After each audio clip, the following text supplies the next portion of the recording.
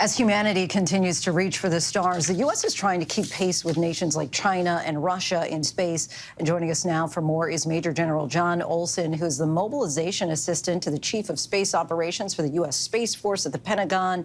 Thank you so much for your time, General Olson. Appreciate you joining us here. Thank you. It's a pleasure to be with you, Lindsay. So let's just start. For the viewers at home who are saying, why should I care about potential conflict in space? What's the answer? Well, you know, space is absolutely essential to every part of our life. You know, we wake up in the morning, we check the weather, we drive to work with position, navigation, and timing, which is GPS.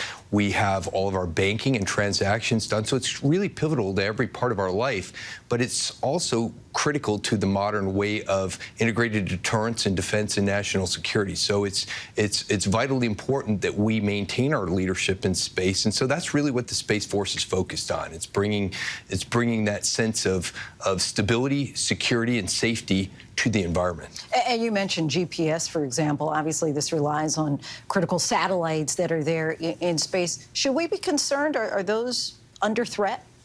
Well, you know, our global positioning system, we're celebrating its 30th anniversary this year, so it's really a big milestone for us. And as we already mentioned, it's so critical to almost every facet of our life. So we are really focused on a resilient and effective space architecture, not just with the global positioning system, but also with all of our space architectures. And so that's our paradigm that we're pursuing through our investments to transform into a much more resilient and effective space architecture. You know, when we talk about countries like China and Russia, and they seem to be really trying to fast track their increased space technology, and there are some who fear that the U.S. is losing that race. Would you agree?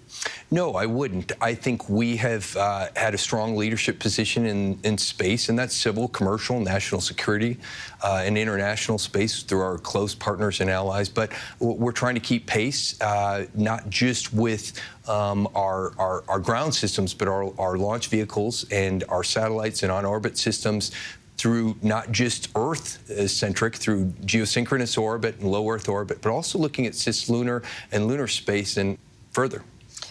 What kind of resources would you say that the Space Force needs?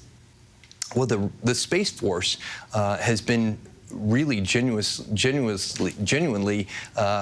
pretty well blessed. Our president's budget submit is about $30 billion, which represents $2.6 billion more than last year. And I think that's a real recognition of the critical importance to not just our nation, but our national security and defense. And so as we look at the funding and investments, I think we've got a huge amount of modernization and development transformation to do.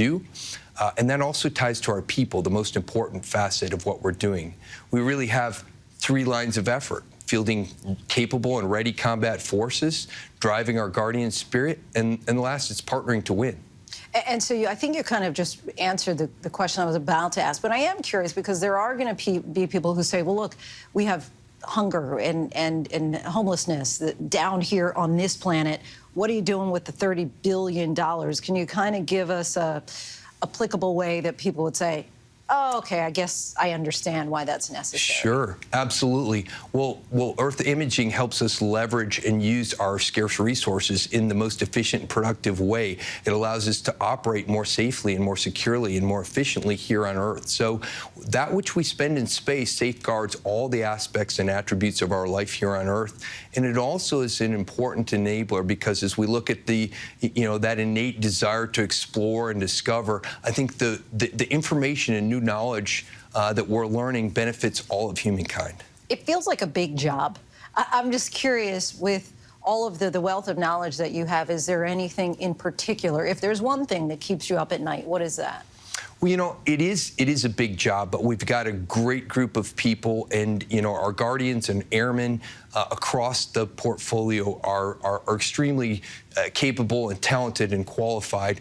But the one thing that I think keeps me up at night, and that is as we look at cybersecurity, there is no space without cyber. And so we need to ensure that we're continually investing and being vigilant and vigilant in that domain. And so that's a core part of our broader national security imperatives. And so that's what we're focused on. And I think you should sleep well knowing that our guardians and airmen are hard at work. All right. Well, hopefully we'll all be able to get a little more rest knowing that. All right, General Olson, we thank you so much for your time and insight. Appreciate it. Thank you very much, Linsey.